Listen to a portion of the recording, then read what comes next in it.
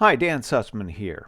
We're going to be talking in this presentation about compare and contrast paragraphs. And I've actually broken this down into two separate presentations so you can approach them in smaller chunks than trying to tackle the whole thing in one big video. So the first part, we're going to talk about pre-writing. You may already be familiar with the terms compare and contrast, and you may already know what compare and contrast paragraphs are about. But as a lead-in, let's discuss the terms. When we compare things, we talk about the ways in which they are alike. For example, here's a picture of two men riding bikes together. Both men are athletic. Both men are riding bicycles. Both men are wearing helmets. These are comparisons. Here's a picture of two puppies. Both puppies are tan. Both puppies are sleeping. That's another comparison. In both cases, we are talking about the ways in which they are alike. When we contrast things, we talk about the ways in which they are different. For example, here's a picture of popcorn and some candy canes. The popcorn is salty, the candy canes are sweet. Another contrast you want to make, the popcorn is relatively soft and candy canes are hard. Here's a picture of a unicycle and a car. Well, contrast, yes, to compare them, they're both modes of transportation, but if you wanted to contrast them, you would say, well, unicycle has one wheel or one tire, but the car has four. That's the most obvious difference, and I'm sure you can see others there as well. So let's compare. Let's take an example here. We've got a porcelain cup and we've got a paper cup from Starbucks. Now, you can't compare them. Both of these are containers that hold beverages, drinks. Both are usually used for serving hot beverages, usually coffee or tea. So there's an area of comparison between those two. But we can also contrast them. If we take the cup on the left, the teacup, it's made of porcelain.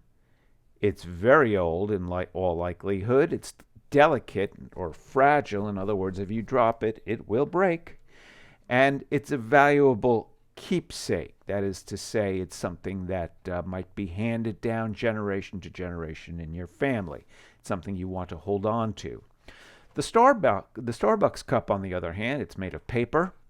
It was probably manufactured very recently.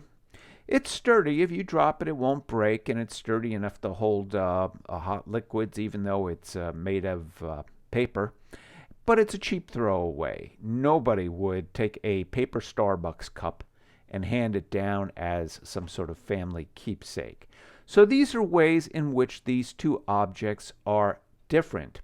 When we write a compare and contrast essay or a compare and contrast paragraph, what we are going to do is discuss the way two or more things are the same and the ways in which they are different.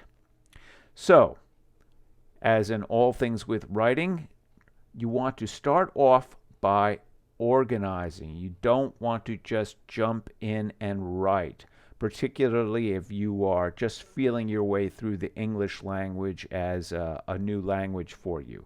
We need to organize.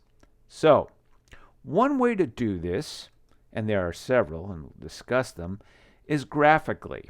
What I've put up on the slide here is a Venn diagram, and those of you who are familiar with math will probably know what a Venn diagram is.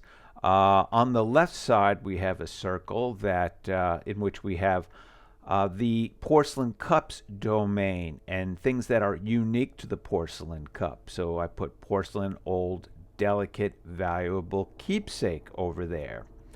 On the right side, we have the Starbucks domain, paper, new, sturdy, cheap, and disposable.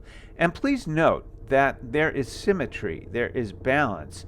If I talk about the quality of one of these objects on one side, such as the material it's made of, porcelain in one case, paper in the other, I have to talk about the same quality on the other side. So you have porcelain, paper, old, new, delicate, sturdy, valuable, and cheap and disposable. We have that center area in the Venn diagram, however, the center that is common to both circles. And this is where you would put, in organizing, this is where you would put the qualities that are common to these objects, used for drinking, used for hot beverages. It falls on both sides. So that's one way to organize your thinking a little bit when you are coming up with comparisons and contrasts between things or people or places. Venn diagrams are not the only way to organize, compare, and contrast essays or paragraphs. There are some ways of organizing that are a little more elaborate and perhaps a little more useful. So I'd like to show you one. Here we have the map of the United States, and I'm going to do a compare, contrast, or prepare a compare, contrast essay about what I consider to be my two home states. First is New Jersey with the circle around it towards the upper right-hand corner of the slide. It's a little state. And the other state is Arizona, where I've lived for more than 20 years, and that's down in the desert southwest. So Arizona and New Jersey, two states that have a lot in common, but a lot of things that are different as well. When we're writing compare and contrast essays or paragraphs, we want to discuss both of these qualities. So, first of all, the comparisons. I draw a diagram with Arizona on the left, New Jersey on the right. You can do it the other way if you want, doesn't matter. But the first thing I do is put a box below both of them with the comparisons. Both are states, okay. Both are next to and are influenced by bigger states. In the case of New Jersey, it's got New York City on one side of it, and toward the southwest it has the city of Philadelphia. Arizona is next to California, which has a big influence on the way things happen here. And both are attractive vacation spots. Here in Arizona, we get visitors from all over the world visiting our deserts in the Grand Canyon, while New Jersey is known for its beautiful beaches and oceanfront. Okay, those are the comparisons I'm going to talk about in my paragraph. Now I have to think about contrasts, and I come up with three areas, three things that I'm going to contrast. And I put them in boxes below the comparison. Well, let's see. One thing I'm going to talk about is climate. The New Jersey climate, temperate throughout most of the year. It's hot and humid in the summer. It's cold in the winter. Yes, they get snow and ice and all that. But four very distinct seasons and very livable. On the left side in Arizona, we have varied climates here. In the deserts where I live, it is very hot and dry, and in the summer it is blazing hot.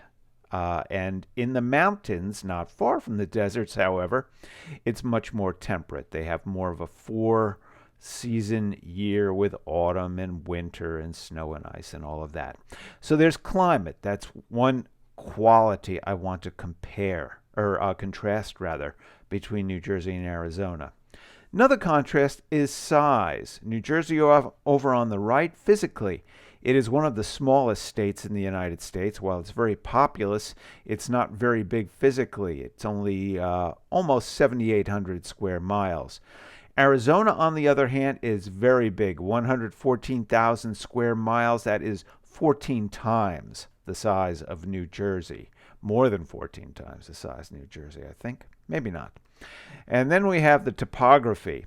New Jersey, not a staggering bowl you over, knock you out topography, but it has rolling hills, beautiful beaches, some very attractive areas.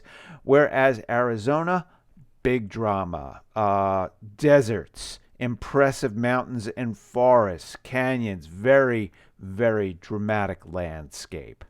So what I have here is a chart in which I've got my comparisons up top in the green box and a few detailed, some more detailed information in this chart below in the contrast section. And in the next part of this presentation, we'll talk more about how you put this information together.